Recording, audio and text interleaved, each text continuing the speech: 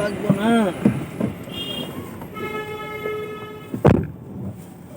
খোলা থাকো এসি দিও। হ্যাঁ তুমি ধরো না, তুমি ধরে করো, ফ্রন্ট ক্যামেরা দিয়ে করো, ভিডিও কোয়ালিটি দিক সেদিক হবে, সমস্যা নেই।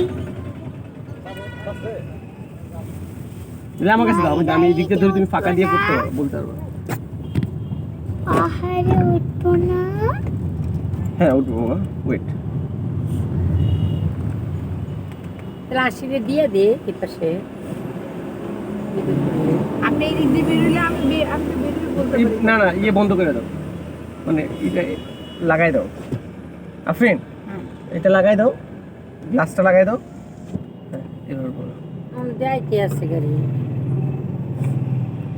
হ্যালো এভরিওয়ান, অলরেডি আপনারা অনেকেই আমাদের ভিডিওর অনেক দূর দেখে ফেলেছেন যে আমরা কিভাবে সাজেকে আসছি। আমাদের অলমোস্ট 12 আওয়ার্স ক্রস করে ফেলেছে and I am feeling super exhausted. But এখানে যখন এন্ট্রি করলাম আমরা সাজেকের এন্ট্রান্সে, ঢোকার পর থেকে লিটারালি এত সুন্দর প্রকৃতি যতটা সুন্দর তার চেয়ে বেশি সুন্দর পেয়ে যাবেন। তো বুঝতে পারছেন আমি একটু পর কি করছি। আমাদের সাথে টোটাল একটা টিম আসছে এবং আমরা অনেক মজা করেছি।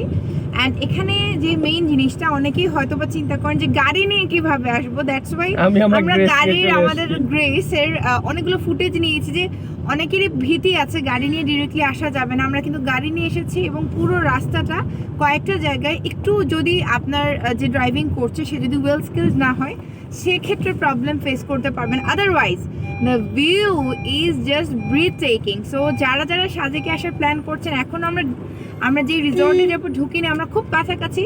বাট যখনই আপনি ঢোকার রাস্তা থেকে শুরু করবেন, আপনি মনে হবে যে পাহাড়ের এক নতুন জগতে এসেছেন, নতুন এক জায়গায় এসেছেন।